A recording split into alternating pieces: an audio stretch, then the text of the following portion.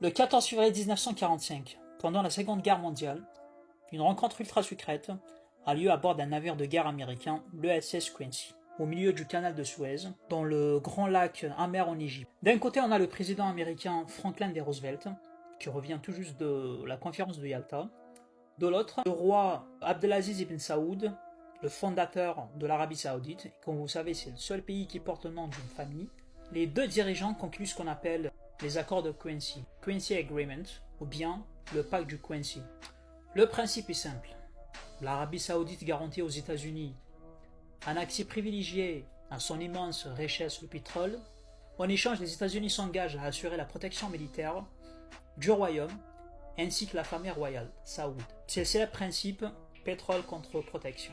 Du coup, après la Seconde Guerre mondiale, les États-Unis commencent à s'implanter durablement avec une base militaire à Dhahran, en arabe Bahran, pour sécuriser les puits.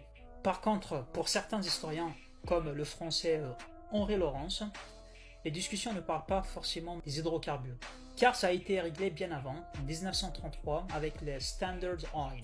L'objectif des Américains était plutôt de créer une base militaire, et surtout d'empêcher l'URSS, l'Union soviétique, de mettre la main sur le Moyen-Orient.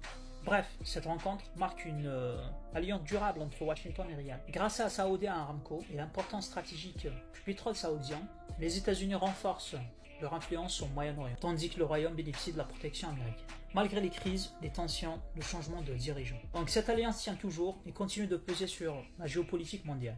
Certains affirment que le pacte devait durer 60 ans et qu'il aurait été renouvelé en 2005 par George Walker Bush. En revanche, plusieurs historiens, dont Henri Laurence, contestent cette version et estiment qu'il n'existe aucun document officiel prouvant un tel renouvellement. Et aujourd'hui, les frappes iraniennes remettent le pacte en question. Tu savais ça? Dis-moi en commentaire.